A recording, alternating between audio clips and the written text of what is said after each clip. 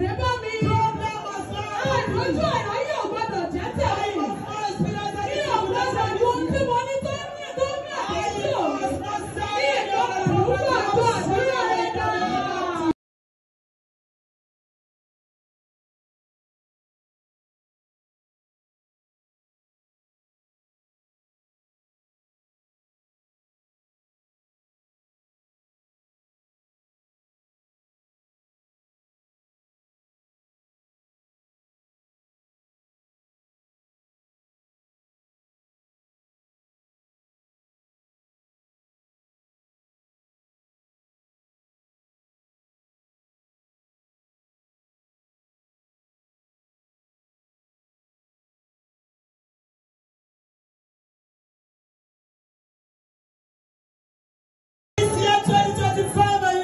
Lábẹ́ àkóso bó ti lè wù tó. Under any circumstances. Olúwa ṣáájú mi kò kẹ́yìn mi. Father, be my own father. Ìrìnàjò ọdún yìí Ọlọ́run àwọn àpọ́sítélì lọ́wọ́. Ẹ̀rọ mi rí lórí àdúrà rẹ̀ dáa.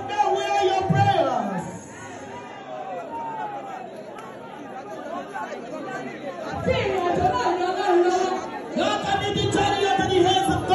Sọ fún bàbá. Listen, mother. Gbọ́ bàbá. Listen, fathers.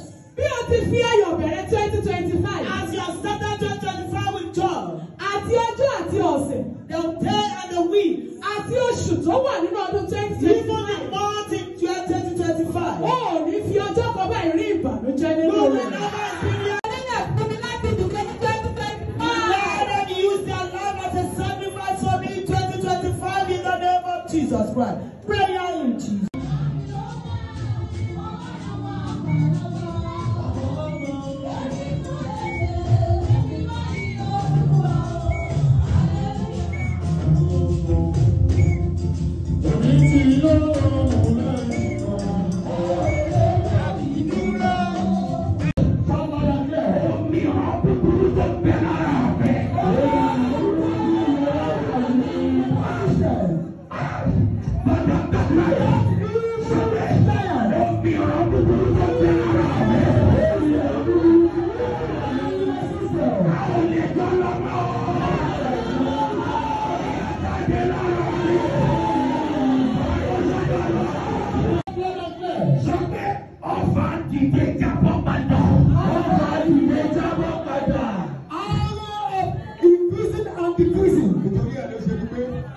That is why you don't have money to spend the same they are talking about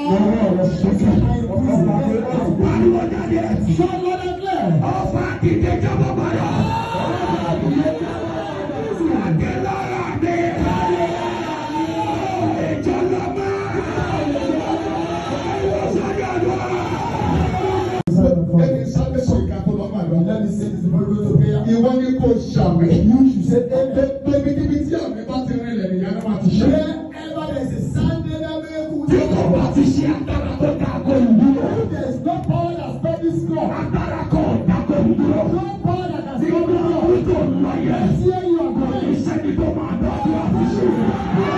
Ti ayé mi wá. Under the covenant that my life is. Only mẹ́yìn gbàdúrà dáadáa. Only me pray. Akọni gbàdúrà yìí dáadáa. Sọ pé lábẹ́ májèmú tí ayé mi wá. Under the covenant my life is living. Tí mi ò fi gbádùn Jésù. For me not to enjoy Christ. Akọni gbàdúrà. Abẹ́ máa ń tẹ̀lé táyé mi wá tí mi ò fi gbádùn Jésù. Ẹni tó yé ló máa dà. Èsì. Balógun gbàdúrà. Alógun pray. Sọ pé lágbàjà bíbá. Numbers of people that are facing challengeophobia. Gbogbo ìjà dé látọ̀rí pẹpẹ. I am saying from the altar. Gbogbo àwọn tí ó fi ràn mọ́ ló fẹ́ lára rẹ̀. Evil giants in Ó their sọ jáde lórí pẹpẹ I lálẹ́. am saying from the altar. Ó wí gẹ́gẹ́ bí ikọ̀ tí I ìlú. am saying at the blessing. Àmì 21 ní kò ṣe o. 21 Ó amen. máa wojú ẹnikẹ́ni. Don't look at anybody Ibi pray. tó bá rí ló máa lọ. Wherever you see you Lórúkọ Jésù yẹ jáde bẹ́ẹ̀. Májẹ̀mú tí ń sọmọ lọ́dọ̀ di ọmọ ológun. The covenant that made the Israelites to punish The covenant that made a glorious child to become a party child. Pariwo máa jẹ̀mú tí sọmọlógo dọmọlógo. The covenant that made a glorious child to become a party child. A ò lè jọ lọ bọ́ sẹ́yìn. You cannot go again. Jáde lára mi. Pariwo sẹ́yìn bá. Tí mi ò fi gbọ́dọ̀ jẹ́ sí, tí mi ò fi gbọ́dọ̀ jẹ́ sí. Pariwo iná Olúwa. Iná Olúwa. Ẹ̀dẹ̀ yìí jáde níbẹ̀. Pariwo sẹ́yìn bá. Gẹ́gẹ́ bí kò. Oh yes, and the first person. Sọ gẹ́gẹ́ bí ìjọ ẹlẹ́jọ̀ ayé. Oh yes, Gbogbo ayé ta ń dá lóró níbí báyìí. all the land has been punished. Gbogbo ayé ta ń dá lóró. The land has been punished. Níbi tá a dúró sí lónìí. Here we are standing. Lórúkọ Jésù. In the name of Jesus. Pẹ̀lú ìjọ tó wà lọ́wọ́ rẹ̀. Start to your hand. Lọ́gbà ìdáǹdè lórúkọ Jésù. Don't I want them to succeed through me? Ẹ̀gbọ́n Olúwa. Ask them to depart of the Lord. Gbogbo bí tí àmì bá ti rìn lẹ́gbẹ̀ẹ́. Wherever there's a sound, amen. Ibẹ̀ nìyẹn ló náà máa ti ṣẹlẹ̀. That is where miracle will happen. Ẹ̀sìnàwó yẹn síwájú. Turn down to the Ìjọ Lord. tó wà lọ́wọ́ rẹ̀ yẹn. Start to your hand. Tó bá máa padà ní ọdún tó pọ̀. Time you want to return Ó next lè year. padà wá jẹ́rìí sí agbára Ọlọ́run. Gbogbo ayé ta ti ṣàlọ́gbẹ́. The light that has been stopped. Gbogbo ayé tí a ò padà jẹ́ kí inú ẹ̀ dùn nínú ọdún The yìí. light that did not make them to be happy this year. Ẹgbọ́n wo ló ẹ̀yìn náà? Asking to divorce these people. Gbogbo ayé tó jẹ́ pé ìbẹ̀rẹ̀ ọdún yìí àti òpin ọdún yẹn kú ló fi The ṣọ̀wọ́. light at the beginning of this year and the end of this year, they cry out through. Pẹ̀lú ìjọ tó kù sọ́wọ́ yìí. With the sound in your hand. Láti ìbẹ̀rẹ̀ 2025. As from the beginning of 2025 Tó pin 2025. to the end of 2025. Ó ní fi rí ìbànújẹ́ kankan. I am saying it out. Ìwọ Ọlọ́run tó pé ìpè yìí. To God that own this calling. Nínú àwọn tó wà bíbá ìlànà. Not those that are here tonight. Nínú ọdún 2025. In the year 2025. Ẹ lọ rí sí mílíọ̀nìyà nínú wọn.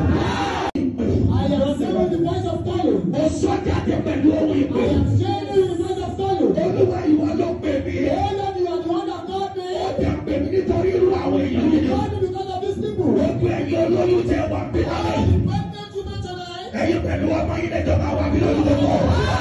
Ṣé It's an authority. mo fẹ́ parí iṣẹ́ tọdún I yìí? want to complete the work of this Mo ti year. wà nínú ìrora. I am in my best. Àti parí iṣẹ́ tọdún I want yìí. to complete this year. Ohun ọdún wà nìyẹn. This is the point of the Lord. Gbogbo ìwọ tó wà bí. That you are here. Tó jẹ́ pé ìdí ọkọ ló ń kẹ́. That you are kind want to Ó marry. fẹ́ ní ọkọ. You want to have husband. Nínú ọdún tó pọ̀. That year I see. Ìwọ pẹ̀lú ọkọ rẹ lójọ́ máa wà bí. To the front. Prophesy my father. Tọwọ́ rẹ síwájú. Straight down to the front. Ẹ̀dùn wọn Olúwa. Asking for the voice of the Lord. Gbogbo ẹ̀yin tẹ wà bí. You that you are here today. Gbogbo ìrìn àjò yìí ní 2025. 2025. Ìbànújẹ́ òní wáyé yìí sẹ́. Ọlọ́run. Ọlọ́run.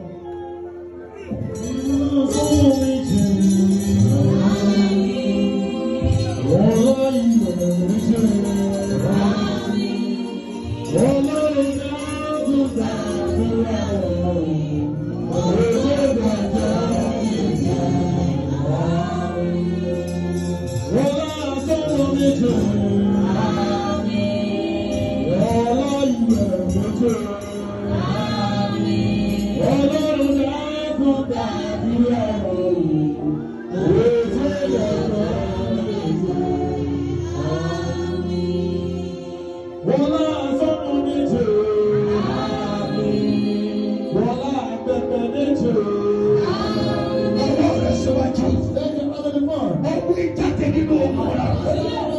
Gbogbo ìwọ tó pé tó wà bí báyìí. Gbogbo ìwọ tó pé tájọ wà bí. 2025.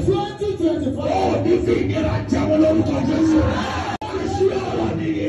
Gbogbo ẹ̀yin tẹ́ wà bí báyìí lálẹ́.